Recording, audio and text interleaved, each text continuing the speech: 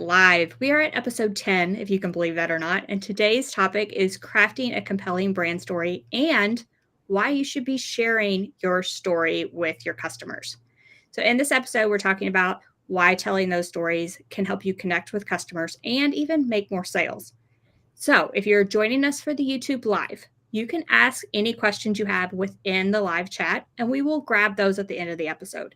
Now, we try to keep it on topic during the episodes. If you have off topic questions, in the description below the YouTube video, we have a form and you can fill out that. And actually, in 2 weeks, we have a Ask Me Anything type episode. So we'll probably be grabbing some questions from that form. So be sure to drop any off topic questions there. And then if you haven't already, be sure to rate and review the podcast. Like we said last week, we are bouncing between like the number one and number five craft podcast, depending on the day in the US. So this is really exciting, and your ratings and your reviews really help us with that. And then today's episode will also help us with that because we have the lovely Jennifer Maker here today. Jennifer is the founder and CEO of jennifermaker.com, and she is amazing. And I'm going to let her introduce herself. Oh, thank you. First, I'm so excited that you invited me to do this. Thank you both so much.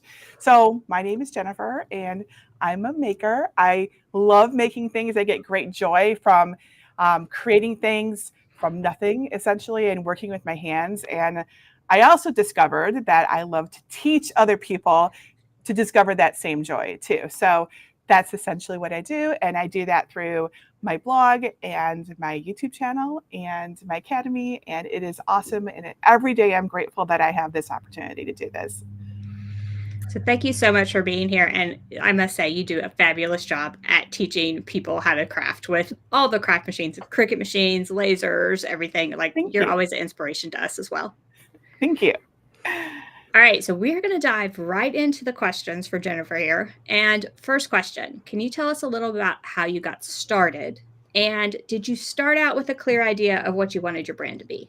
Okay, so I got started, well, first of all, I got started in 1968 when I was born. But no, okay. It was around 2016, and I was broke, like extremely broke, like not being able to pay the mortgage, broke, worrying about having to move out of our house because I couldn't afford it. We were scrounging for grocery money. My sister one day gave me $20 for groceries, and it was like a huge deal. Like, we didn't have any money. So I knew I had to change something, and I had a choice and go get a job in corporate America, or I can try to do something on my own again, because I had a business before that basically just with the times had dwindled down because the world changes. So I like went camping, and I looked really deep inside at what is it that I really, really wanted out of life, and what did I enjoy doing? And I knew the answer that came back was, I love to share all the things I know. This is the thing that I love, the thing that gets me out of bed in the morning. So what did I do? I started a blog. So, because at the time, blogs are really, really cool. They still are, but it was like they were hot. And so I talked about everything, but the thing that like bubbled to the surface that people really resonated with was crafting and DIY projects. And I did that. But I'll be honest, it wasn't making no money in the beginning, because this is how these things work. But I had a dream, and I really, really wanted this to work. In the meantime, I was on Upwork. I was asking all my friends if they needed any work, whatever, so I could pay the bills. But on the other hand, I was working very hard to build a community, to build a brand, to build something that I could create awesomeness from. That was my goal, right? I wanted to like share these things I knew. And so it wasn't a clear path. I didn't say, I want to be Jennifer Maker. That name actually came about in 2017. I was Genuine Mom before that on my blog. So this is something that evolved over time. And here we are today. And it's been almost, 8 years. It's been a crazy ride. I never expected this. I only started out wanting to support my family, being able to pay the mortgage and help my daughter and all those things, all the things that we all struggle to do. And along the way, I found this awesome, magical thing called Jennifer Maker, and it's just so cool. And I just love it. Oh, but you had another question. What was the second part? Was it? It was, Oh, I think you answered it. Did you Okay. start out with a clear idea of how you wanted your brand to be? I feel like you covered that, right? Well, I kind of did. So in my previous business, which was called Passporter, it was all about travel guidebooks, and I had called it Passporter because that sounded so cool. But it was just really me and a couple other people. But everyone thought we were this big company. So when I started again, I chose a personal brand, Jennifer Maker, because I wanted people to relate to me. I'm not a big corporation. I'm never ever going to be. And I want a personal relationship with people. I don't want them to talk about the company. I want them to talk to me. So in that regard, that was really intentional. So That makes sense. So then how has your brand grown and evolved over the years? So like I said in the beginning, it was just me. For like the first year and a half, it was just me. And then I wanted to reach more people, and I knew I had to just start video. So I started a YouTube channel, and that's when Greg, my fiance, started helping me. He helped like set up all the camera, all the tech, and kept the dogs out of the room when I had to record a video, all things like that. And forgive me, I have allergies, and I'm not crying, I swear. Sorry. Sorry, we can edit this part. I'm not You crying. made her cry already. My eyes are watering. Our air quality isn't so great here. Okay. So Greg started helping me out, and that was a huge help. And then I decided, well, one of my books became popular, the Cricket Coach Playbook, and I was getting so many emails about it, I couldn't keep up. So then I'm like, okay, I think I need to start getting some help besides just Greg and I hired my first assistant, who became an operations manager, and then we built a team. So over the years, it's just started with me at my kitchen table, moving to my I took over like the family room, which I'm still in to this day. And then now we have a studio, which I'm in currently, and is growing beyond that as well. I have a team of 35 now, if you can believe that. Wonderful, awesome team members who do such an amazing job of supporting our large community, which I'm so grateful for. So it's grown a lot over the years, actually. And it wasn't like an intentional growth. I didn't say, I really want to have this company with 35 employees and, all this stuff. It was never like that. It's more like I'm going along for the ride. I don't know where this is going to end up. I think it's really cool, and I'm game for it, and we're going to keep going and discover it and have fun, hopefully, along the way. I love your story. And I also love that you mentioned that in the beginning, you did not make any money for a while, because I think that's important for people to realize whether they're starting out selling their handmade crafts. Like in the beginning, a small business generally doesn't make anything. No, I agree. Yeah, I think it took me a year before I was really making any money. And I would say at that point, I was able to, it was like, okay, this is worth my time. And I could really I can stop working on Upwork. I can, stop working for my friends, and I can focus on this. And I think that was actually fast. I think for a lot of people, it takes longer than a year. But I'm 55 years old. I had a business before this. So I had the benefit of experience. So that always helps. Yeah, for me, like I started in 2010 and it was 2016 before I was able to quit my full-time job. So it was about 6 years before I had that full-time income potential. But like you said, tons of working for other people, picking up work wherever you can, just to Mhm. make the business, just have the money to invest back in the business and help it to grow. Exactly. It's not an overnight thing. Like I'm going to start a business and then suddenly there's money rolling in. That is not a thing that happens ever, as far as I know.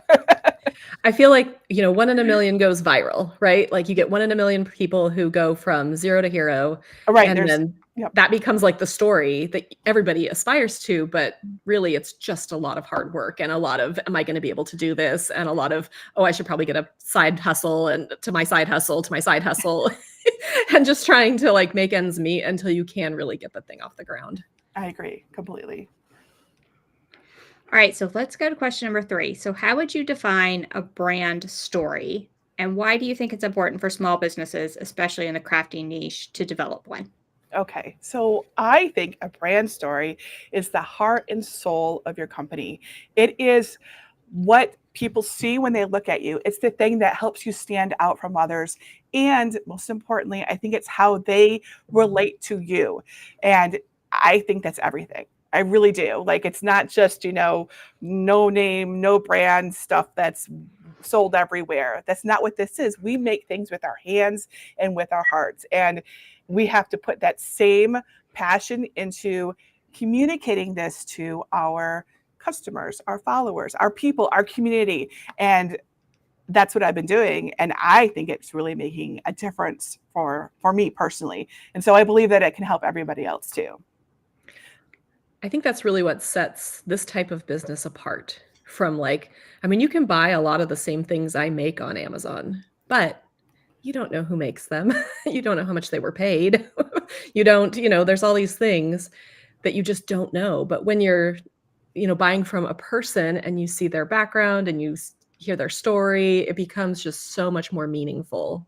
And I think that that's just a really great point of connection that you can't get with something you purchase on Amazon.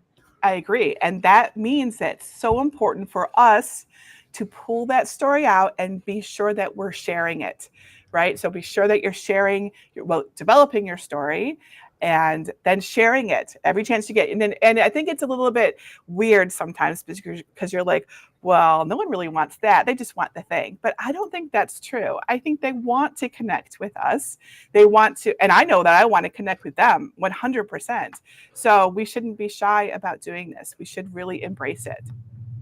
Yeah, and it's digital age, and there's so much coming at you, and a brand story makes you connect with an online shop it's completely online. You've never met that person, but you read their story and about their kids, their family, their dogs, whatever it is, their passions, and all of a sudden you have an instant connection, and it makes you want to support them in any way you can, whether that's purchasing something, sharing it with your friends, even if if they're so moved they share your brand story. That is making more connections outside of who you normally reach.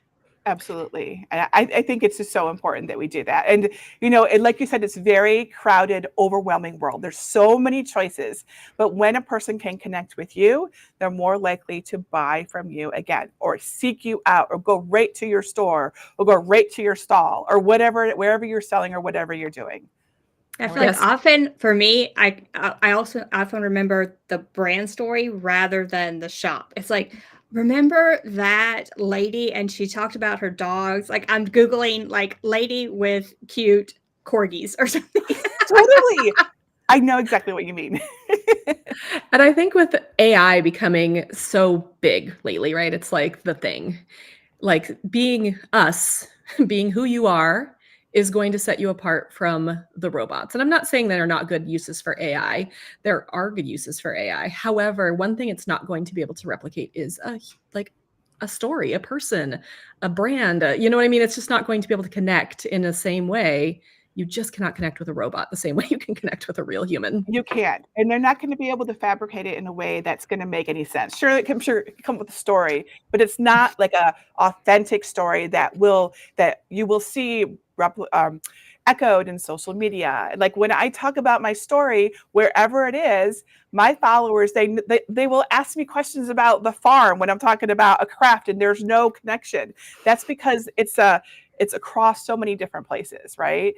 And I can't emphasize how much the world is going to change so much with AI, but us being our authentic selves is what is going to make a difference and help us not get lost in that sea of information that is probably about to overwhelm us all. It's a big deal. It's a really big deal. It's a really big deal. I couldn't agree more. All right. So question number 4, let's build on that. So what do you think are some key elements that make up a compelling brand story? Well, first, I think your origin. How did your business start? Just I talk about mine, we had no money and I created it to support my family. And that's not an uncommon story, but it's going to change.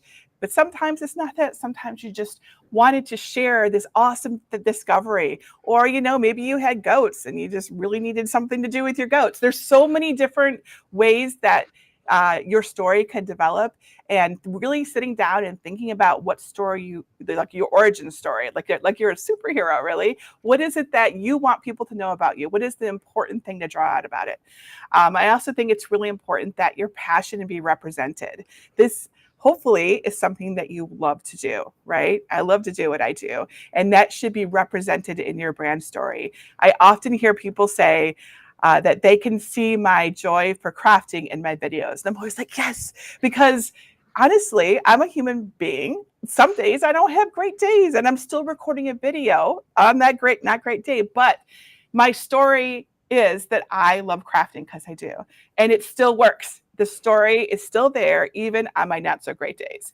And that means a lot to me, right? Because I'm always talking about how much I love crafting, because I do. I actually made notes too. So, because this is important. Okay. Unique selling point. I think determining what your unique selling point is, and putting that into your story when you talk about things is important. For example, at Jennifer Maker, we are generous, like extremely generous. We give away tons of files that might normally be sold on Etsy. This is our thing. It is the cornerstone of our business. And I will never, ever, ever, ever give that up. So this is our unique selling point, is that we give away tons of things. And I'm really proud of it. And it really makes a difference to me and to our community that we do that and continue to do that. So have a unique selling point, whatever that might be. Could be very different from anything like that.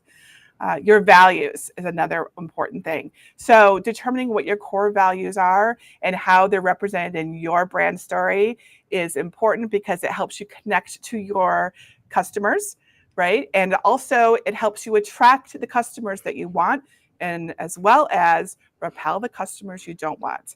And this is more perhaps if you're on Etsy, even then, actually, I've sold some stuff on Etsy that I wish I hadn't sold it to that customer. I'll be honest, right? It just wasn't the right fit for what I was doing. So you want to attract the person that you like as your customer and repel the people you don't. And sharing your core values will do that. It really helps them resonate with you as a person too. Like, what is it? Do they like the same things I like? Do they care?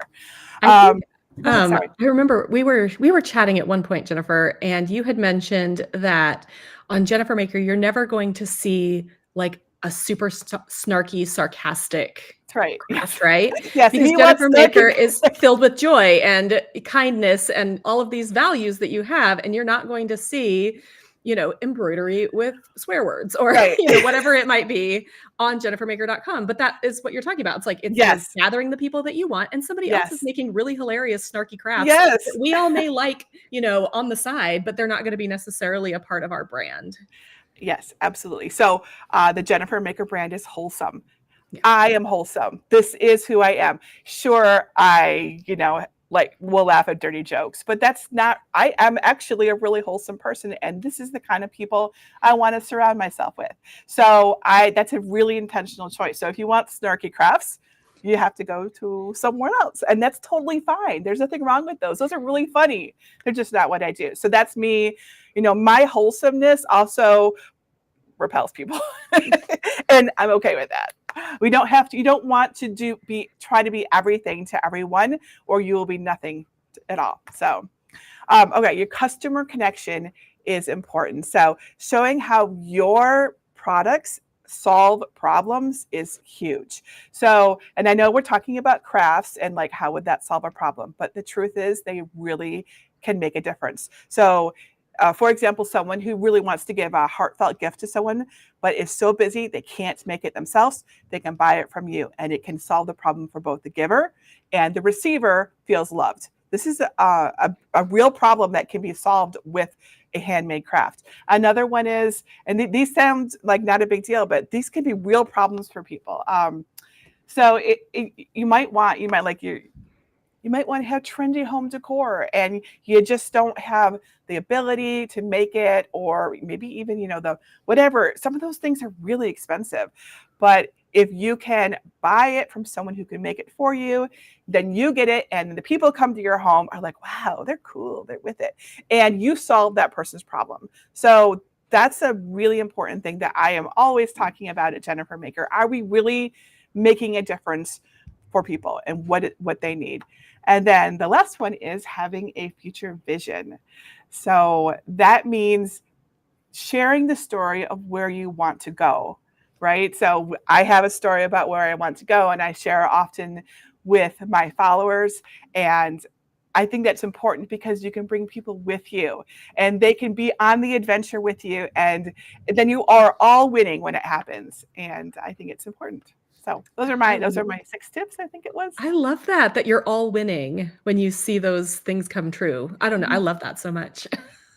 So I just want to tell you, your values inspired Corey and I so much. When we were at Wallapalooza, you did like a presentation on your values, and we actually talked about it in one of the podcast episodes. I don't remember which one it was, and how much it inspired us to like take that into our own businesses. And we talked about like people doing that for themselves, like doing those values and making sure to stick by them. So I just wanted to like note right there that you inspired us a little bit. Awesome. I'm really happy I inspired you. And for anyone who's listening, as I recall, probably what you're referring to is how I don't accept sponsorships. Is that what you're referring to? That was part of it. Yeah, there was a list, right? 10 of them. Was there? I don't remember that. I remember that one in particular is how I won't accept like free stuff, and I always pay for all my things. And it's really important because that establishes trust. When I do, a video or talk about something, everyone knows that is, I believe in this because I was willing to put my own money down. So, but yeah, I probably had some more too. I have a lot of opinions about it. I feel like that's almost part of your brand story is your trustworthiness, and that leads to your trustworthiness. So that's almost a part of the message you communicate as well. Yeah, I do. I do talk about that. I wouldn't say I talk about it a lot, but I think that if you were to ask my viewers and my readers, a lot of them probably would know that I won't like accept any money for anything. And I will make people charge me, like this awesome dream box behind me I love, and they're so awesome. They're always trying to say, would you like our new dream box? And I'm like, I would, because I love the dream box, but you must send me an invoice. So sometimes it's not convenient because I'm like a square peg in a round hole, but it matters a lot to me personally. Yeah, and that's the main message, right? Standing behind whatever your personal values are, standing behind those as a business as well as a person, and that's like one of the whole things to communicate. Yes. I think you're the reason we actually have this podcast now that I think about it, because one of our values is helping other small craft businesses grow, helping, basically pulling people up with us as our tide rises. Yeah. And that because we articulated that we have our own separate lists of values, but that is on both of our lists of values. And that sort of led to us starting this podcast. So I think it's really important for all of us to kind of articulate like what is important to us. And then that way, if you're having like a crisis of conscience, or you don't know what the next step is in your business, or if you don't know, whatever it is, you can look back at that list of values and say, okay, which best aligns with what I'm trying to do here. I so agree. So at Jennifer Maker, we have 7 core values. We talk about them all the time, and we make all of our decisions based on those values. We have like a little sheet. All of us have it. We update it every quarter, and our core values are right here. So whenever we're not sure about something, we don't know which way to go, we just go back to those, and it helps every time. It's like a little guidebook for ourselves, and you can do that, and it's so helpful. It really is. Yeah. Even if your business is teeny tiny. That's right. Having those values from the beginning so that you have a North Star that you are always following is so much better than getting caught up and being like, I guess I just have to do TikTok dances now. Well, if that's not part of your core values and it's not getting you where you want to be in your business, what is the point? Right. I actually established my core values before I ever had a team. So I know that sometimes people who know I have a big team, they might think I'm some big company, but really this is my passion, and I now have people along with me for the ride. So I highly recommend sitting down and listing out your values so you really know what they are. Yeah, that's a good point. Like your brand story, your values, all these things, develop them when you start. And as you grow, your team can use those to make sure that they align with you. Like you can almost use them throughout the entire journey. Absolutely. All right, so we have our little commercial break. We're about halfway through our questions for Jennifer. And this one is a brand story workbook from Angie. So Angie, you want to tell us about your workbook? Sure. So I made this workbook a couple years ago, I guess. And then I thought it fits perfectly within this episode. So we're going to talk about it. So it's a workbook to help you develop a brand story. So if you're listening to this and you're like, I do not know where to start, that's what this workbook does. It helps you brainstorm all of those things that were on Jennifer's list in the workbook. Helps you brainstorm all of those things for your own brand, for your own business, and write them down and then condense it. Because a brand story, all those things Jennifer talked about, a brand story could be 30 minutes long, and that's not going to fit on your website, and maybe no one would read that. So hopefully helps you condense it down into something that is for a website, and then condense it down even further, almost like a little pitch. Like if you had 60 seconds to pitch someone, beginning of your video, end of your video, helps you condense it down to that as well. So I bought it this morning so I could look at it, and it's awesome, everybody. You should totally get it. It was a great price too. Angie was so awesome and she refunded me, and I told her she didn't have to do that because it was really cool. So I highly recommend that workbook if you're trying to like work through what it is, because saying that you need a brand story seems a little bit vague, and this is like directed and will guide you to create one. So yeah, I was like, Jennifer, you bought it. I would have sent it to you for free. You know how it works.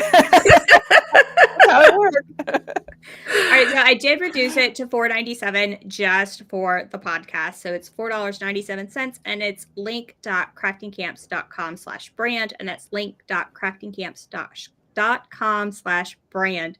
And if you are on YouTube, I did put a QR code up in the corner. If you scan that, it adds the coupon code and everything for you. So it's very easy. And if you want a workbook to work through all the things we're going to talk about this hour, I would recommend that. I have a little side hustle I'm working on, so I'm gonna use it because I think that side hustle, it's inspiring me. It needs a little brand story to go along with it. And that's like totally a teaser for some future crafting crafting for profit stuff. That was my little teaser that you guys are gonna get to learn about my side hustle at some point. So stay tuned, future episodes. All right, let's get back to the questions. Jennifer, what strategies have you used to build a loyal community around your brand? Because we all know you have a loyal community. So what are some strategies for us? All right, so there are 3 things that I have chosen to do that I feel have made a difference. One I mentioned already is that we're generous. 2, we are comprehensive. And 3, we are community driven. So you could consider these like core or like values, but I think of them more like my uniques, right? These are the things that I have pulled out from these years of working that I think make a difference and have pushed me forward. So being generous, we give away lots of stuff. And by doing that, I get to meet a lot of people, and they join our communities, and I learn about them and they learn about me. And so when I do have something that isn't free, they know who I am. They trust me, hopefully by then, like we're all good. And then if the product is right for them, it's easier to say yes if it's right for them. So I find that helps tremendously for what I do. The second one that I said was, I made a note here, what was it? Comprehensive, of course, yes. So what I do is I've heard our tutorials called meticulous. So I really, really try to cover everything from the very beginning, if you're just brand new to something, to the end, right? And not skip over steps or assume you know something or anything like that. And I'm notorious on my team for being like, oh, no, we have to explain that. And then we have to go back and we have to do that. And it's really important to me. And I think that our community has come to know that about us. So we keep doing that. When we find something that people respond to, we continue. And that's an important lesson for everyone. When you make something and people love it, you know what you do? You make a whole lot more of it. That is literally what you do. And then our third thing that I have found that makes a difference is being community driven. And I recommend this for really almost every business, because when you are community driven, that means you're listening to what your customers want, what they are seeking, what problems they have, and what solutions you can offer them. You will never run out of ideas as a result. You will always be there for them to give them what they want and help them level up, whatever that is, whether it's like something cute to put on their wall, or if it's something, that card that's going to be given to someone and make a difference in their life. So those are my 3 particular ones. You're welcome to use them if they want. They work. They totally work. So those are mine. Those are my strategies.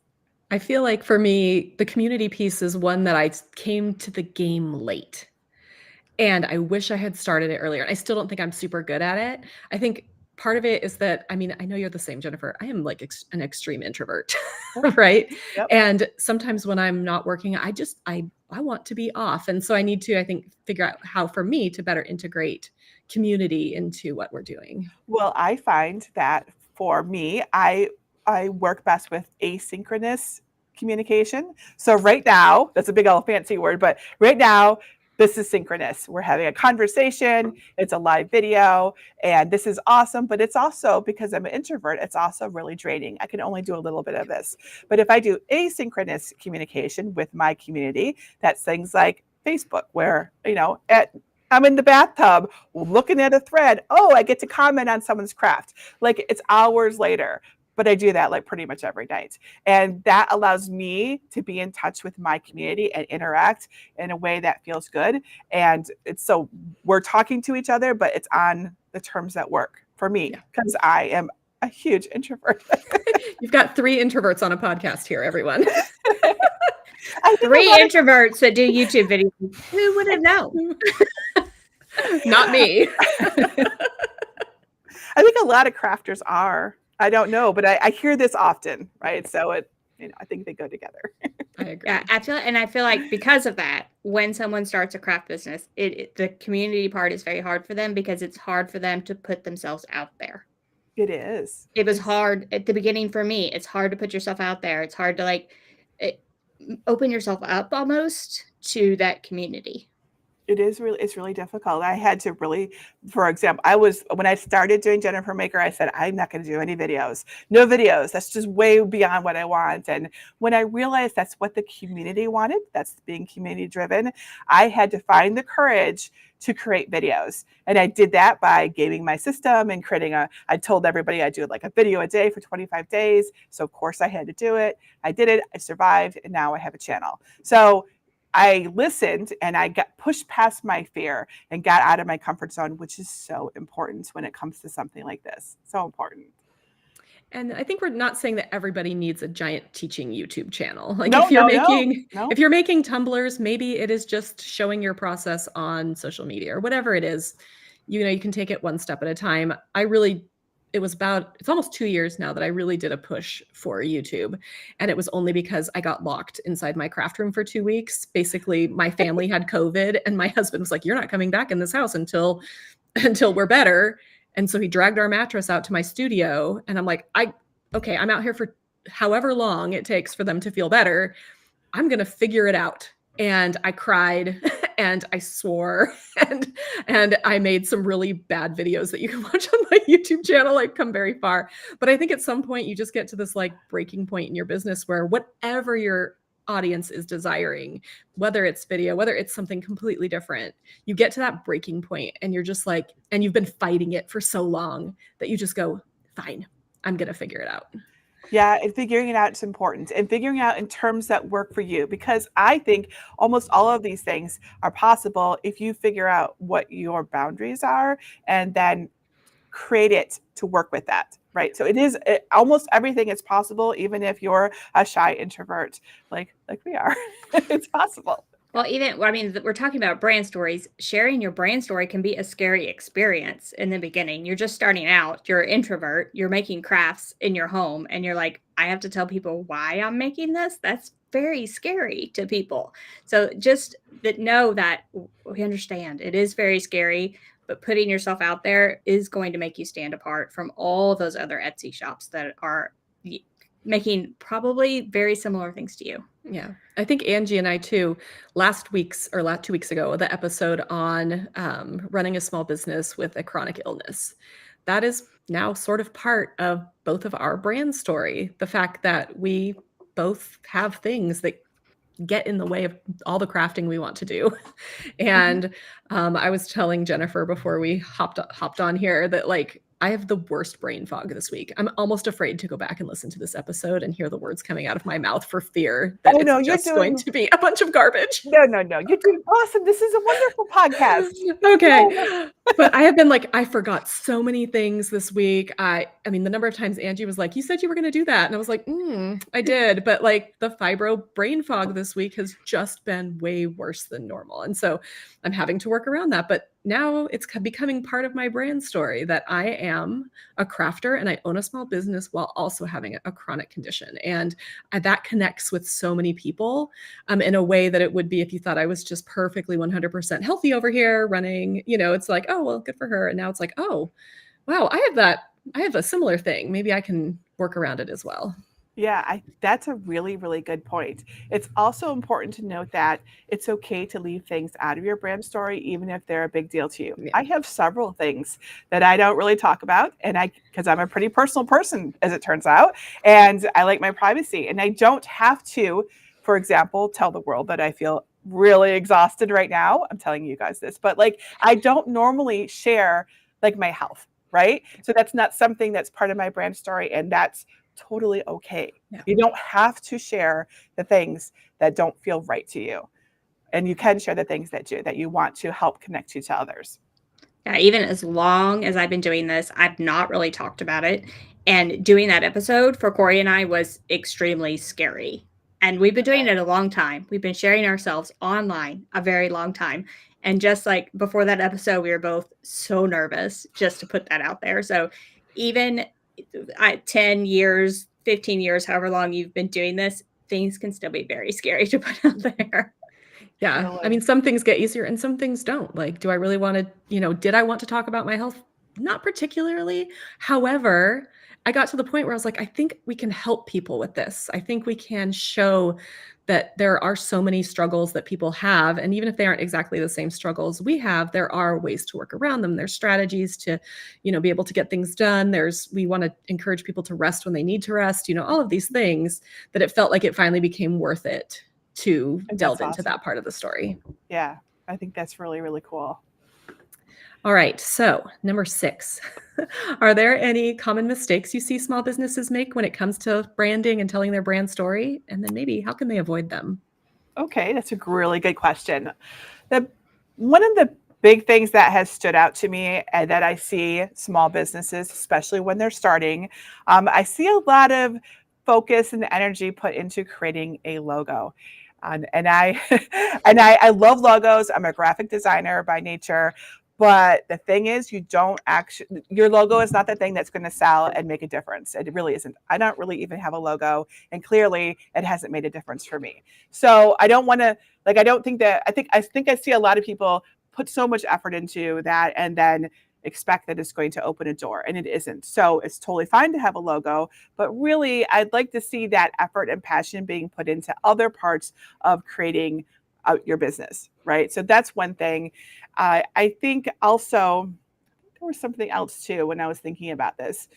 I think that I'm seeing people not think about what other people need, and they're more focused on what they create. So like I love all things nerdy. Most people have no idea about this because my crafts are not like that. My crafts are created for my community, not for me. I make things for me that are different, right?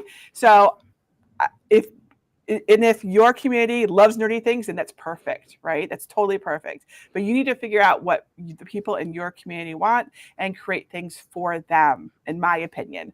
I think that's always been my philosophy about this when it comes to business. When you're making something for yourself, that's different. You get to make whatever you want and let your freak flag fly then. I love that because I feel like the community has driven at least my content over the years. For a long time, I was making a lot of crafts, which I still do. But now I find myself, people are like, hey, can you review this machine? Can you tell me how to do this particular task on this machine? Can you show me how to use this material? And these things are driving my content a lot more than let's make this together. I mean, I would love to probably craft a little bit more. And that is another reason for the super secret side project that we'll talk about later. But I feel like the audience is like, hey, I really need a review of this. And I haven't seen anybody in especially in our sort of female space. So for example, if maybe I get a new laser, there's probably 10 videos that men have made about this laser, these kind of tech bros, right? And they're probably really good videos, but maybe you want somebody like me or Angie or Jennifer to tell you about it. Like, we're going to tell you, is the machine too heavy to lift by yourself? Things that, we're going to do it in a funny, fun way that is more feminine, that is more like just connects with a female audience a little bit better. Not that we don't have male listeners or male people buying our crafts or whatever, but it is a very female centric space. And I think that, being on the tech side of that being on the female side of the tech space is kind of an interesting place to be. It is, absolutely. And that's you being community driven, which is so important for success. So really looking at what people want and less about what you want, I think is important when you're thinking about starting a business or improving the business you have. Yeah, we talked a lot this last episode 9, the marketing tips episode. We talked a lot about finding your ideal customer. And I think that goes into that. So each of us, I'm sure Jennifer has an ideal customer that she has in her head every time, but each of us develops that ideal customer. It's a way to find products that they like, talk to them within your product descriptions, and within this brand story, you need to talk to that ideal customer as you develop your brand story, and kind of work it to where it's speaking to that ideal customer and that person you want to attract. Yeah, whenever I write anything, I am writing to a person. Her name is Jessica. She lives in Texas. But I write to a person, not to everybody, because that's very overwhelming and impersonal.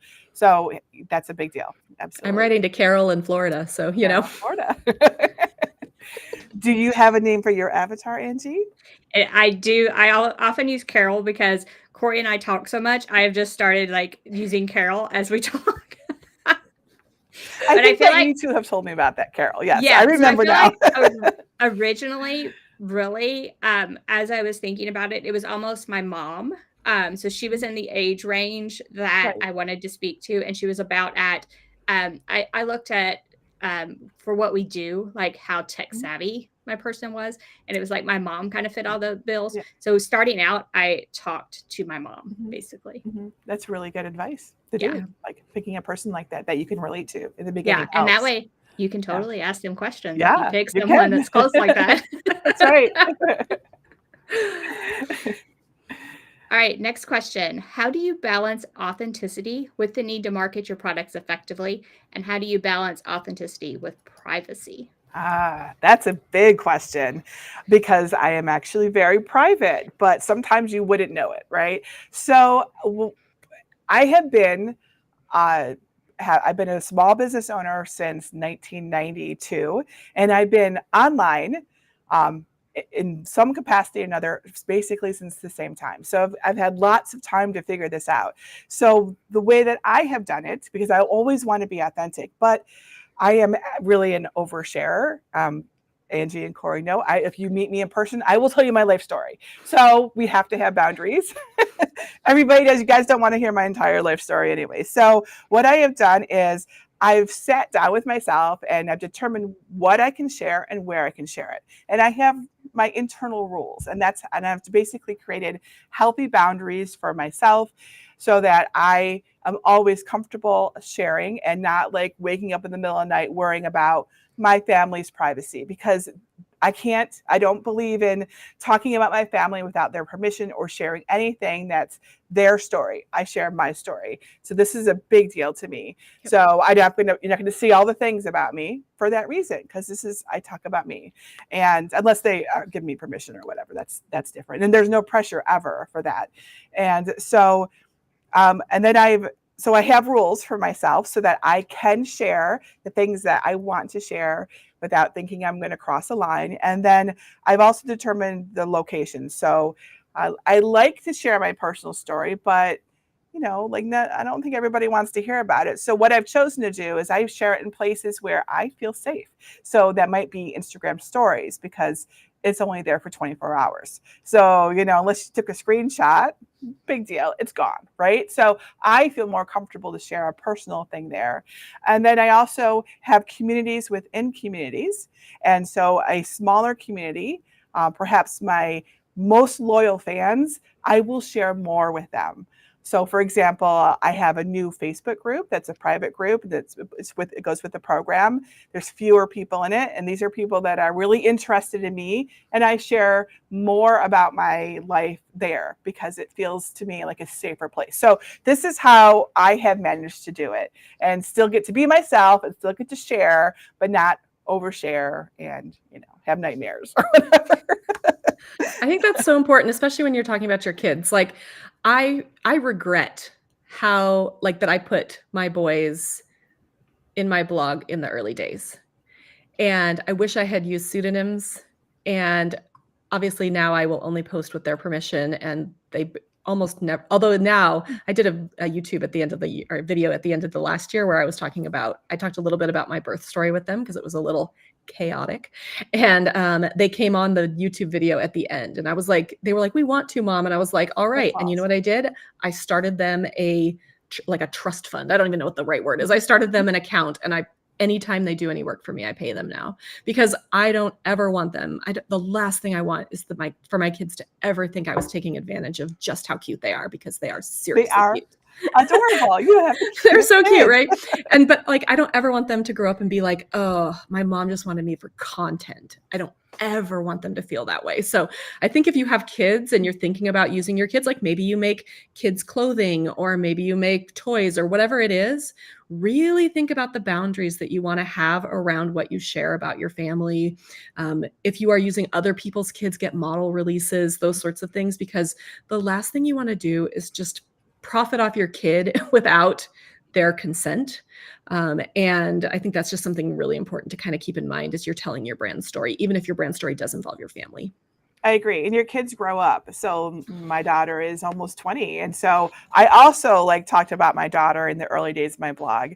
And I also regret that. But also, she was a kid and I was a mom, it just made sense. But now I'm like, maybe I shouldn't have done that, right? Maybe that's not what she wants. And that's important to remember. There's not just your boundaries and your privacy, but others as well. So but it is still important, I think, to share and connect. So you find what you do feel comfortable sharing and connecting, and where you want to do it, and then you do it there. And then you just have fun with that. And then you keep your boundaries, right? Yep. Just again, with your vision and your values and all of these other things, write them down so that you're constantly reminded, oh, I never said I would use my kid's real name online. We're using a pseudonym or whatever it is, just so that you remember your boundaries.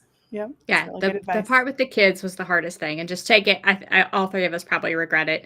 But I'll just a little levity to the situation. Once my kids got old enough, they charged me a modeling fee. So awesome. Perfect. Good for them. Right? I'm going to pay that. Yeah, I was like, sold. Yeah, no problem. Yeah. All right. So I don't know if I've seen a ton of questions, but you guys, if you have any questions for Jennifer or me or Angie, go ahead and leave those in the comments now. If you're live here on the YouTube video, we'll answer those in a few minutes. But we are going to get to our last question here. We just wanted to give you a reminder that we will be answering questions. So if you have any, go ahead and leave them. All right. So question number 8, this is our final question. So how do you stay innovative and keeping sort of your brand story fresh and relevant? Because I feel like I can tell people over and over again that I have fibromyalgia, and after a while that might get a little stale. So how do you kind of keep it fresh and relevant? And then where do you see it kind of going in the next few years? Okay, that's a really good question. So again, I let the community drive me and what I do. So I don't really have to worry that much about being fresh and innovative when my community and the broader community at large is always saying, hey, we need help with this. So by staying on top of what's going on in the world and watching what my community is making or struggling with, I am always I have so many ideas, I literally cannot keep up with them. So just by attempting to solve the problems for the people that I see, it's always fresh. And also, the same thing, also always innovating, because maybe that solution I came up with a few years ago isn't working anymore.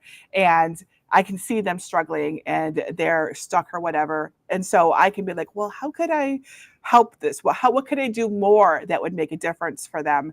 And so, sometimes it's not like the ideas just instantly pop into my head. That does take time. But then by letting them lead me, I arrive at the right answer. And it's really awesome. It's almost like magic. By listening to what people are saying they need, that's like really where it all is, as far as I'm concerned. So that's how I am doing it. And then as far as you asked about what the future holds, is that what you said? Yeah. Okay. Well, so this is this exciting and fun part. So I want, as I mentioned earlier, Jennifer Maker is this really cool, magical thing. And I feel like we're on an adventure with it. We don't know where it's going to end up, but we're here for it. And we're going to enjoy it for as long as it lasts. So we want to reach more people, because I love making more things. It's not just Cricut crafts, and not just laser crafts, and not just sublimation crafts, but really lots and lots of things. So we decided that we need more space to do that, because right now we have the studio and we have our house, but the camera looks down at our surface or at us, and that's kind of it. There's not a lot of space. So we bought almost 100 acres in the town right next to us, and we are building an amazingly awesome studio on it. It's almost 10,000 square feet, and it's surrounded by farmland, and we're going to have the opportunity to make so many more things. So not just crafts, but also bigger DIY projects, like, that shed in the backyard, or gardening, or homesteading. And I'm really excited about that, because that also keeps things fresh and innovative for us. We can literally never run out of ideas with something like that. And of course, we're going to keep crafting and making things like that, because we love those things. But it's really fun to grow too. And that is the thing, the thread that goes through everything I do, the brand story of everything, is that I think that you can go from nothing to something magical with hard work and heart. And everything about my business, about our farm, about our videos, about our tutorials is that everything is possible if you try hard, you're patient, and you put your heart and soul into it. And I'm really excited, because I don't know where that will lead. We were just there this morning looking at the progress. There's like, the framers are there, and the people putting on the bricks are there, and there's all this activity, and we're standing there, just Greg and I, looking at it, and it's just like a marvel. It's so big and so amazing, and we are always like pinching ourselves that this is possible, that this is something that we can do. It's amazing, and we don't know exactly where it will lead or what door it will open or anything. It's a little bit scary. It's actually a lot scary, but if we're like living in our comfort zone all the time, we're never going to be able to discover these new things that we could do. So it's really cool, and I'm really grateful. I feel like there's a balance that you're kind of in the right place when you're like walking that line between absolutely fun and absolutely terrifying. Yes, that's right. I agree completely. If you are not a little bit scared, you are not doing the right thing, or not doing enough of the thing that you should do. Always just a little bit. It's a little bit out of your comfort zone. Yeah. And that's hard as an introvert, right? There's like, as somebody who likes safety, it's like maybe it's just a tiny toe out of that bubble, but just start somewhere to get to that next level. Because if you just stay in your comfort zone, guess what? You're going to stay in your comfort zone. I have this. Sorry, go ahead. Okay, so I feel like I'm excited for your studio just because of how excited you were when you described it. Like, yes. it was like all over your face, the excitement, and your voice conveyed all the excitement that you had about it. So yeah, like I'm excited just because you are, and that alone says everything about like a brand story. Like you just wrapped it up. It's part of the brand story. We're bringing people along, we're sharing photos and videos, and it's truly authentically awesome. That's how I feel about it. And as far as I know, that it's difficult to do these scary things and get out of your comfort zone, starting a business, or doing those extra things that are tough. But what I have discovered is that all of the good stuff is on the other side of fear. So we have to push past that fear to get to the reward. So whenever you feel that resistance, like, oh, like that's just a little bit too much, it is really, I see it as a sign that that's exactly what I'm supposed to be doing to get there. And I am rewarded when I push through it. So that's my advice to everyone who's listening, because we all have things like this. We have dreams and goals that we really, really want, and things holding us back. And often when you get down to it, it's fear that's holding you back. And if you can push through it, you will be rewarded beyond you're imagining. I think that's so, so true, because I mean, both Angie and I quit full-time jobs, right? Terrifying. It's just scary. And then, but you're just like, when you have to do it, you have to do it. And then you just get so much more oomph. I don't know the right word, but like just motivation to make it work when something's on the line. That's right. Yeah. If it's just, oh, this would be nice, but there's not like a compelling reason. Like for me, I had to support my family, or it could be disaster. Like I am very family oriented, very home oriented. So this was like my life. This was literally it. And so it was either, put up or shut up. I had to do this.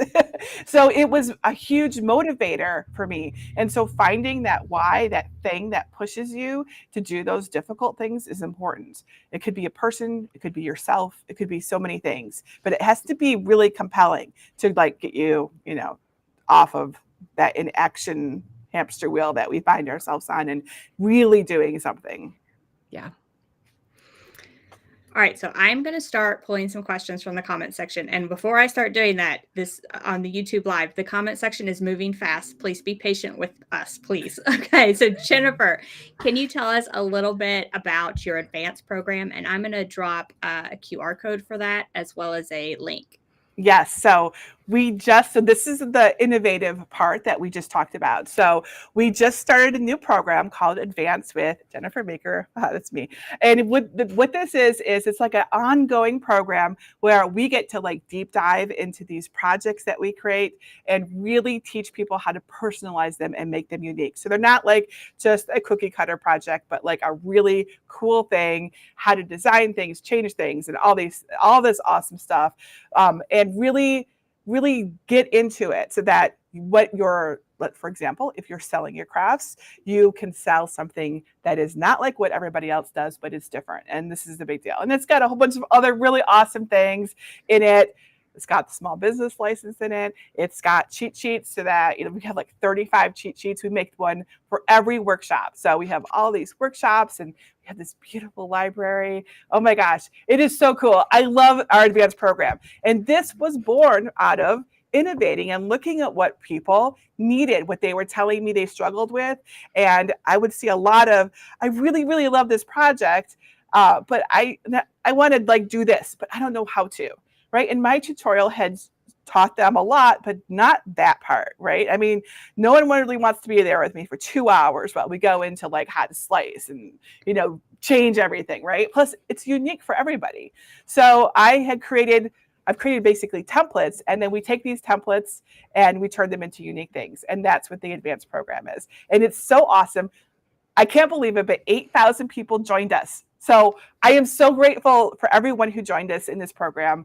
And the cool thing is that we get to keep doing it. So workshops all the time, like every week, like all these cool things. And I'm really excited for our future. And one more thing this is because this is kind of meta, right? We're talking about crafting for profit. And we're talking about advance. And I'm just going to tell you guys everything. So the thing is that because I am a shy, introverted person, doing live videos is not easy for me, right? Like it's not easy. It isn't. So when I created the advanced program, I created it so it adhered to my boundaries of not doing a live video all the time, because it's just not the thing that makes me happy. And that's the truth. And understanding that about yourself is important. I do love doing live videos when I do them, but the idea of having to do them every week was tough for me. So my program doesn't have live videos. Instead, we pre-record them, and it's got all these cool features. You can everything. It's more like Netflix for crafters. And that works for me, and it works for everybody. So That's advanced. It sounds amazing. There's probably a ton more stuff. I am like the worst salesperson when it comes to my stuff. So sorry, everybody. But it's a really cool program. If you are interested in it, you can go to jennifermaker.com. Oh, wait, no. There's a QR code on the screen, right? There is. So That's if you're right. on YouTube, you can scan the QR code, or you can go to link.craftingcamps.com/maker, and that will take you right there, learn more about it. And when I saw that you crashed your site the day you opened it, I was like, she has hit the mark with her community. I couldn't believe it. I told our developers, like, there's a lot of people here. They're gonna want this. Like, that sounds like super egotistical, but I know I'm listening to everybody, and yeah, it like crashed, but we got back up. Everything's good now. We have lots of bandwidth now because I don't think that they understood the passion of crafty ladies. I just don't think they got it. I think they're like, oh, she's just talking about crafts. No big deal. No.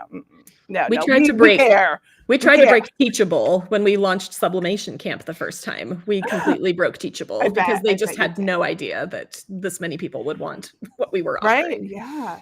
What we do is a big deal, guys. You guys are doing such a good job. It is so cool that you have this podcast, your channels, your books. You both, Corey, you have a new book out about sublimation crafting, don't you? I do. Yeah, it's so pretty. I saw it. Oh, is it there? Okay. It's up here on my shelf. Good for you. That's important. And Angie, you have like the best videos. Like, I'm sorry, Corey, you have awesome books, but Angie's videos are. I'm sorry, videos are better. Your videos are awesome. We are.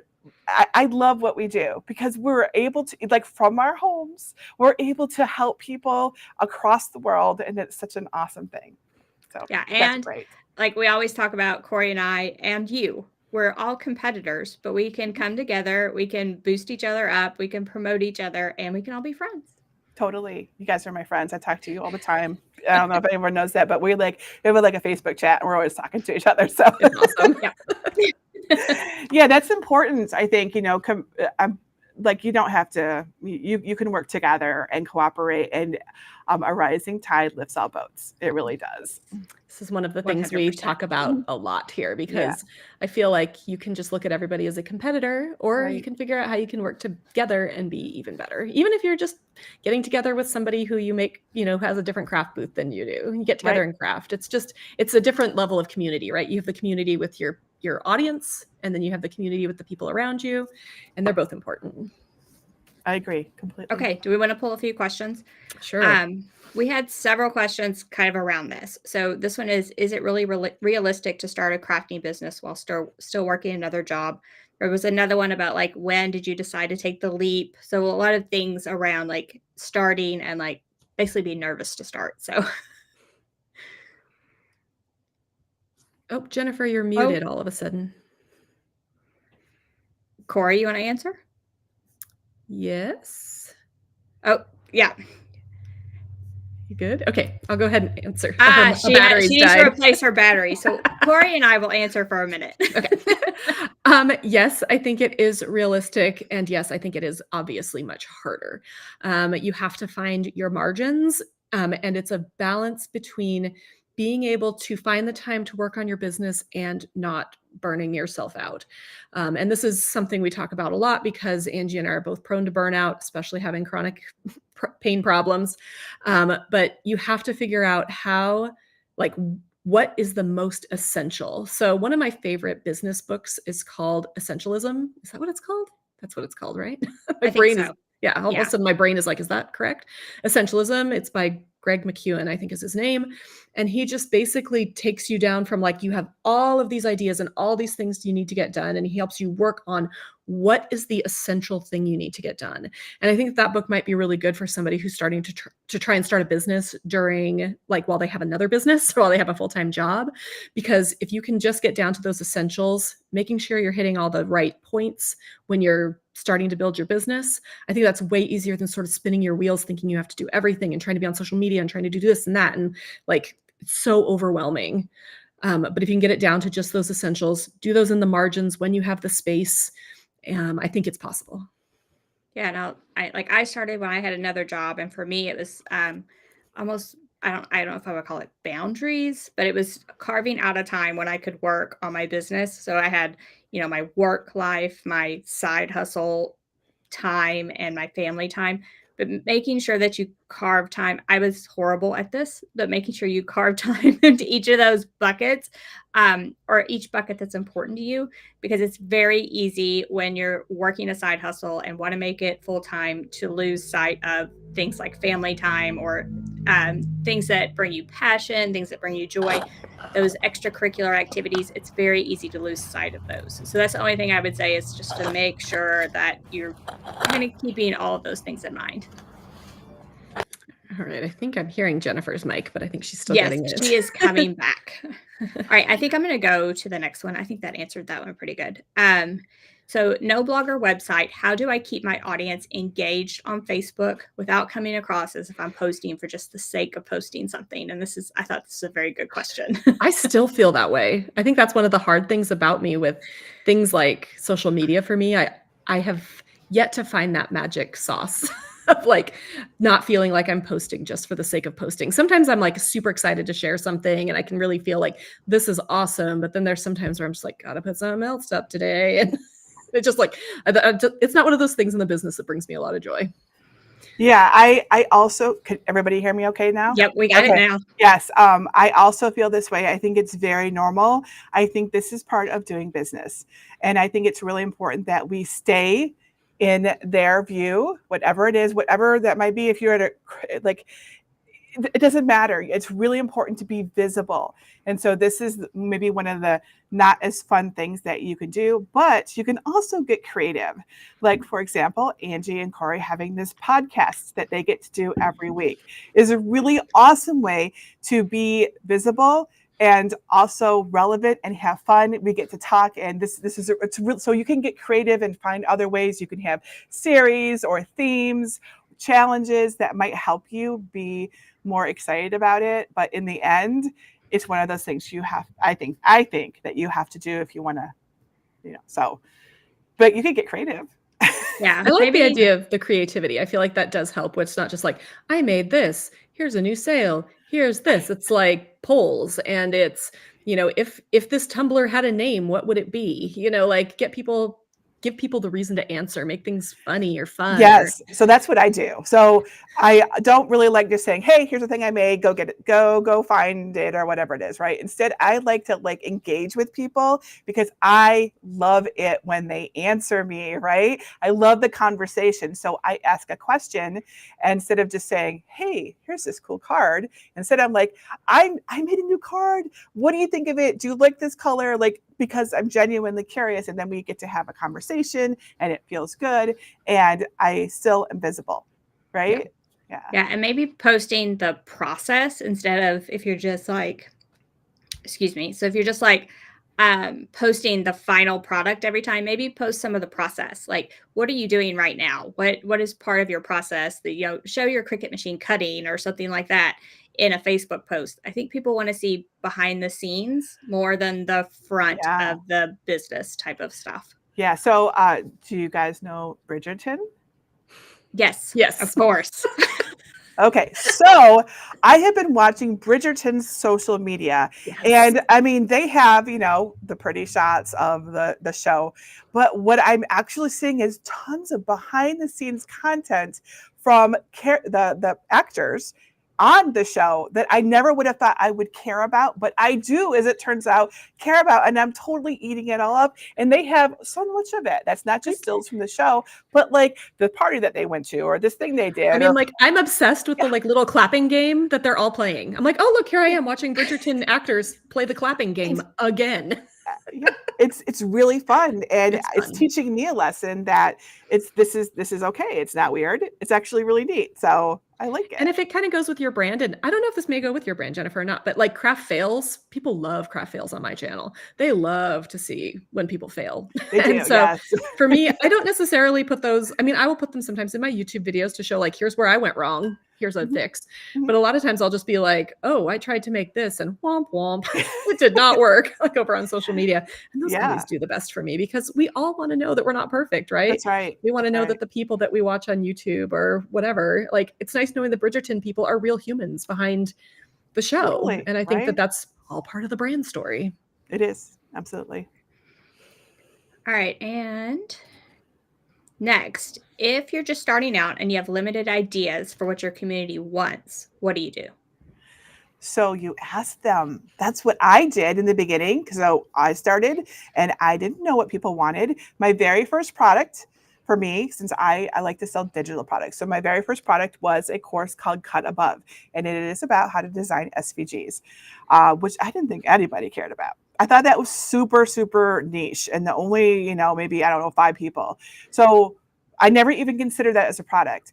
What I did, I thought a whole bunch of other things. So, but instead of like relying on what I thought they might like, I asked them what they wanted. So, in my case, I sent out an email to my small little mailing list and I said, and there was like a poll in there, and I said, what do you guys want? And they told me they wanted this, and I created this for them. Now, if you don't have a community, right, you don't have a mailing list, nothing, you can go out into the communities and pay attention to what people are making, what they're doing, what they're struggling with, what they wish they could just buy instead of make, for example. There are so many communities, and I'm not saying that you go in there and you ask the question, because not all communities will be okay with that, but instead you pay attention. One of the things I do when I'm trying to come up with an idea for like a craft, and I'm like, what do people really want? What do they want to do? Is I will go through my own community and with a piece of paper, and I will make a list of all the crafts that everyone is making, and I put little tick marks every time I see a struggle or a desire expressed or something. And then at the end of this session, I look at my sheet of paper and I'm like, oh, people really, really, really want cards. I didn't see that one coming. So like seriously, that's how we do it. It's very old fashioned actually, but it works really well. I think even just like if you have Facebook friends, hey, crafty friends, I have these 3 tumblers. Which is your favorite? Yeah. Something like that, like just to see what might, or maybe we have a neighborhood entrepreneur group, right? And you can ask questions like that in that group, like, hey, for the upcoming craft fair, I'm thinking about adding this to my product lineup. Do you think this is a good idea? Do you have feedback? Be open to that constructive criticism because people can be kind of keyboard warriors behind the scenes. So if somebody's a little snappy, just be like, okay, It's okay. It's okay. fine. Yeah. But it's valuable feedback. yes, it's feedback. And if it's not valuable feedback, then you toss it. That's true. Yep.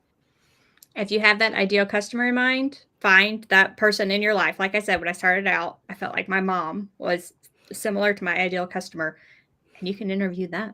Like, right. what are you looking for? What would you like to buy from a craft booth? Like different things like that. So I feel like if you're just starting out, like have 0 to start with, that's a good place to start. Yeah. Yeah. All right, this is a good one. For each of you, what is your favorite part of having your business, and what keeps you excited and inspired to keep on keeping on? Jennifer, you want to start? Okay. Yes, I will start. My absolute favorite thing about what I do is getting to witness people actually make something that I taught them how to make, and then they take a picture of it and they share it. It is the thing that keeps me going. It's the thing that I look for every night. And I have like a ritual at the end of the night. I go now look for photos in my Facebook groups. And it is like my reward at the end of the day, because it brings me so much happiness to think that, this thing that I did can be translated to the other side of the country or the other side of the world. And sometimes within hours. I'm always astounded by this. And so it makes me feel like I'm making a difference in someone's life. And that is a big deal. We all want to feel fulfilled and think that we matter. And this is the thing that makes me feel like it's all worth it. Yeah, mine's really similar. I love when I can get somebody past a roadblock. Like it is absolutely my favorite thing when somebody finds a video of mine and they're like, oh my gosh, I have Googled this for months and I could not figure it out. And your video finally helped me do whatever I have a video on ICC profiles for sublimation printers, and it is the most dry video I think I've ever made, but people have a huge struggle with this particular problem. So I get a lot of comments like, oh my gosh, you finally helped me figure this out. And for me, that's one of the things. And then the other thing that I just really like to make stuff. Like, I just love to craft. I love to see what all of these crafting machines can do. I love to test things out. I love to try new things. I love to unbox stuff and get it working and figure it all out and figure out what I love. And I don't know, it just like brings me a lot of joy to actually get my hands dirty with all this stuff, because I worked in marketing before and I enjoyed working in marketing, but like I was antsy. I wanted to move. I wanted to make. I wanted to create. And I love that part of this job. That's awesome. So my favorite part of my brand story is that I have a degree in engineering. However, I love to be creative. I also love to craft. So I kind of like use left and right sides of my brain within my business. And for me, that's the favorite part of my business, is that it allows me to do that and on my own terms. So I can be that creative person that also likes to problem solve and figure out how to like do random things on a Cricut machine that maybe no one cares about, but I do. So that's my favorite part of the business itself. And inspiring to keep on would be feedback from people. That's my dopamine. I love all the comments. I do all my like YouTube comments myself because I love reading that feedback, responding to it. So that for me, like, we talked a little bit before we went live about the parts of your business you love and not outsourcing those. And that's one of those for me, is like the feedback portion. I like receiving that. Yeah, that's the best. That is totally the dopamine. I agree. I don't think I would do this if I didn't get the feedback, right? Yeah, I could put all this out into the ether and with no feedback, and I'd be like, I don't want to do this. It's only worth it because people are following along. Yeah, that's why I'll always say, if you like something I do, please share it, because that's really the currency that I am working with, is your attention and your love is the thing that keeps me going. It's because after a while, there's a lot that goes into running a business, right? So there has to be a compelling reason, and that is my compelling reason. Yeah, it's like the ultimate form of support. Just like and comment on the video, and that's it. That's all you have to do to support me. Or if you're buying from a small business, leave a review. Yeah, leave feedback. All of these things. Like, I mean, if it's dopamine to us, it's dopamine to every small business that you buy from. Like, you buy something on Etsy, go leave a review, right? Like, just make sure that people know, because honestly, is there anything better than looking down and seeing you've got a comment and it's somebody that you've helped or they've been inspired or whatever it is? I'm like, all right, that's enough go juice to keep me going. Keep me going on this journey. All right. Do you ladies ever feel like you just want to take a huge break from everything? Vacations, just breathe? I thought this was appropriate. Because the answer is yes. I would say for every small business owner, this is probably one of the toughest things, is boundaries and taking time for yourself. You tend to just take it all on yourself, work all the time. The work is always in front of you, because often the work is in your house in the beginning. So it's right there in front of you. It's very easy to pick up your laptop, work it way into the late hours of the night. Been there, done that. So yes, taking breaks, I have found I have needed to prioritize over the past, especially like 2 to 3 years, prioritizing those over everything else. And for me, and I'm just going to say this, probably for you as well, taking a break often makes me more productive when I come back. It gives me back the inspiration and the drive to do this.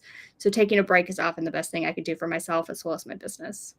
I agree. So when I was in the early years of my business, I really worked on it all the time, like really. And I am a pretty driven person. So all the time really means all the time with me. And that's not healthy. So as I've been going along this adventure, I have had to like really say, okay, no, I have to take a break, or I have a mandatory day off every week that I wasn't taking before. That might sound funny, but I now take Sundays off. So you shouldn't be seeing me online on Sunday or anything like that. I'm supposed to stay away from social media and everything, to like unplug and decompress, because it's so important to prioritize this. And yes, there are some days I'm like, this is a lot of work. Like, is this still what I want to do? I will be honest about that. And so far, I've always said yes, but sometimes there's but I think I need a little break, So like this weekend, we're going to a gaming convention because I told you I'm a big nerd. So we're going to the Origins Gaming Convention. We're going to be gone for 2 days, and I'm really looking forward to it. And it will be like I will be away from work, and it's awesome. And I am prioritizing that. And that's how I managed to do this. Yeah, I took a vacation. It was in 2021. We took a vacation to Yellowstone with my family, and I decided I wasn't going to work for 12 days, which to me was just an unreal amount of time to not work. And I did have an employee at that point, so that made it helpful because I could have somebody, relying on. I checked in once just to make sure, but it took a lot of planning and a lot of, the stress leading up to it was more than normal. But I do feel like now, I think one of the things you do the farther you get along in your business, and I think both Angie and Jennifer would agree, is you start to be able to work ahead. Now, are you going to be ahead on everything? No. But am I going to have content that I can put out? At this point, yes. Am I going to have new products? Yes, because they're all road mapped out in my business. When I first started, it was, what am I going to do today? What's most pressing? And now it's like, okay, I can breathe because I've worked to get a little bit ahead. Yeah, that's a big deal. So we have recorded videos that we will put out in December already. So we have our whole year mapped out, but it took time to get to that point. Yeah. That's not something that you just instantly have. It's taken years. So, but yeah. It's good to work towards that. Absolutely. I'm now videoing for August, which I feel like, it's not that much, but I'm like, all right, we got this. It's not Jennifer Maker ahead yet, but we're getting there. We're getting there, Jennifer. Well, as you have a team, you'll find that the cooperation required, the needs go up a lot. So you can't just wing it anymore. Like I love to wing things. You now have to learn to cooperate with a team. So we are further ahead than I probably would be on my own. I'll be honest. Yeah, I think that's very true. And I think somebody just starting out, it's a little harder to, we all started out. We all know what it's like to hustle and feel like you're not getting enough sleep and all of these things because we've all done them too. We're just farther along the journey. So I'm going to pull a couple more questions. And what I wanted to say was there's probably way more than we can answer. If you have questions for Corey and I, in the description below the YouTube video, we have a link to a form and you can always ask us questions there. And we do like periodic episodes. But I have a couple more that I think are pretty relevant. Did you have many friends or family that supported you with your ideas in the beginning? And do you think it's important to have this to keep persevering to reach your dreams? Persevering, sorry.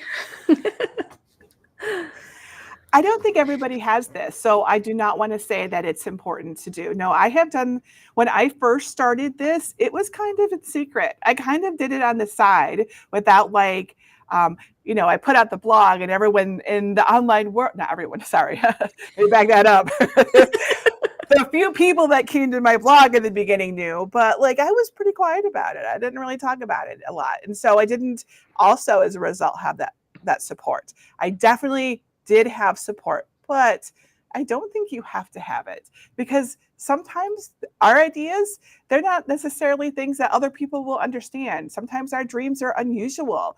It's outside of what is normal or typical, and you might not have that support, but you can still do it even if you don't have it.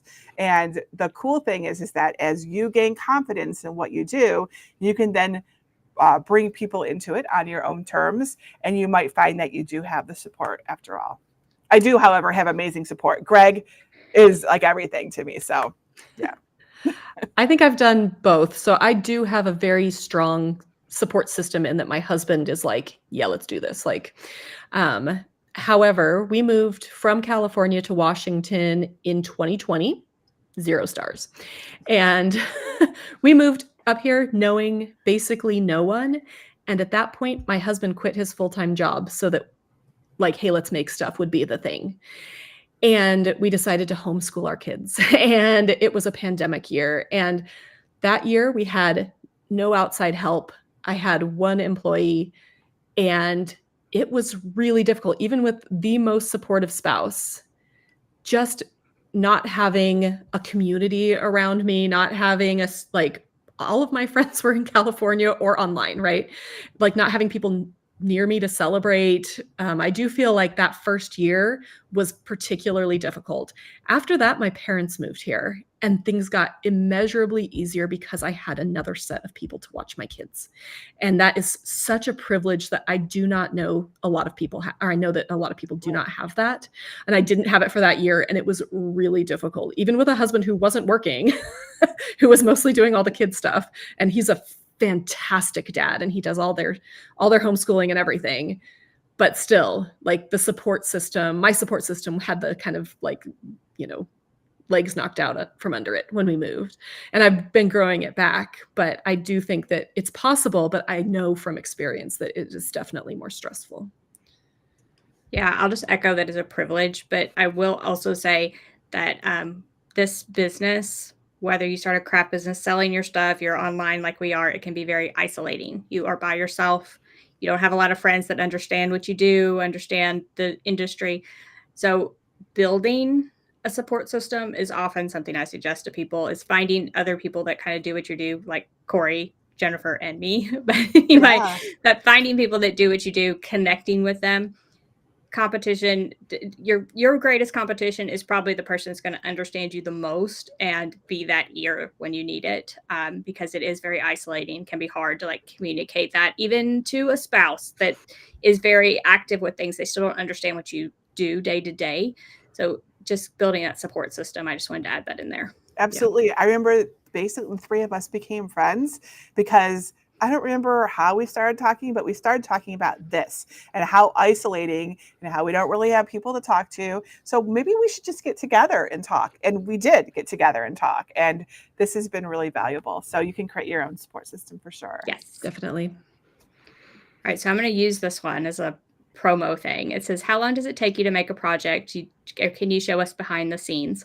Because when you make your videos, it's very quick and easy. So I just wanted to promo that in 2 weeks, Corey and I are doing an episode. We're doing it on July 3rd, actually, but we're doing an episode of a day in the life. So we are going to kind of talk about this, of like what our day-to-day looks like and how that translates into a business. So I just wanted to pull that up to do that. But if you have like quick advice, Jennifer, on how long exactly takes you? Oh my goodness. Do you guys well, you don't want to know.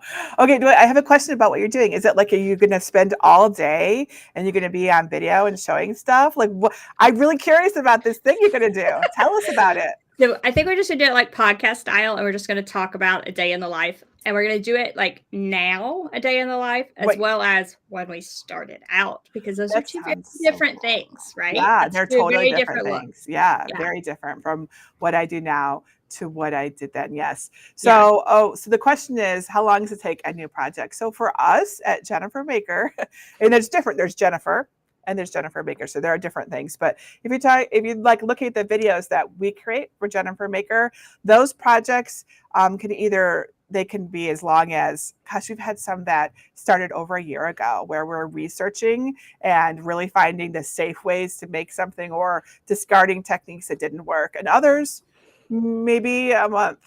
So nothing shorter than that. So it actually takes a lot. And what I discovered in learning to be a teacher is that the easier you make it, on screen or in a book or whatever, the harder it is behind the scenes, right? So so if you see something that looks easy, it's probably a lot of effort behind the scenes to get there. So, but what I've discovered is that if I show all of my struggles along the way, first of all, we're talking like hours. We're talking like side trips and weird stuff. And while it's funny to like see all of the failures and mistakes, it also is not helpful when you're a beginner because it's confusing and distracting and you really just need to focus on how to make something. So I don't usually. I might do a video where I talk about all of my mistakes and things that mess ups and stuff, but generally my tutorials are a lot of work behind the scenes to get them clear and easy to follow. So I have a much shorter process, and I know my process is different than Angie's, so I'll go through mine really quickly. So I don't have a huge team. I've got 3 people and 2 of them are all of them are part-time. So I'm aspiring, I am manifesting a slightly more Jennifer Makery team. But for right now, it's a lot on me. So for me, I spend usually a day or two, depending on what it is. Some things are really easy. Some things are much more complex. Like if I'm unboxing a brand new laser that has 8,000 parts, it's going to take me a lot longer to learn to use the machine, because I don't want to share a brand new machine with you that I have not tested a lot. And so those will take long. And what I do first is I'll write a blog post about it. I will write it all out and basically say, like, make sure I have everything I want to cover. And then I'll use that as an outline to make my video. And for me, that process works really well. It takes me, hour to film, and then I have an editor. Yeah, I'm the opposite. I like to do the video first, even if there's tons of footage of me completely messing things up and then starting over. I like to do the video first and then write the posts later. And it is just me filming. I do have a team behind the scenes for a lot of the other things, including writing the blog post. So someone does that later, but I do my own editing. So I just prefer to make the YouTube video first and edit it, because I guess because I have control over the editing process. It would probably be a nightmare for an editor to do. Mine's less of a nightmare because I have process. the outline. So I have the outline and I can just like follow. If you guys watch me now on my YouTube videos, and then if you bring up the blog post, you're like, goodness, Corey, I did not need to watch you. This is a sneak peek, because it's all in the blog post. Or if you're in the blog post, you can just watch the video. They're the same thing. But I will say at some point, I discovered like there's videos I know that are easy for me to shoot, and there are videos I know that are very, very complicated. And those two have a completely different process in my mind. So the easy videos get one type of process, and the more complicated videos get another. And I block out time. Like I have a schedule. I like scheduling. I like blocking my time out, and I block out a lot more time for a more complicated video. So it really depends on the video, on the topic. But you don't know that watching my YouTube channel, but sometimes it's stacked with easy videos because Angie needs time off.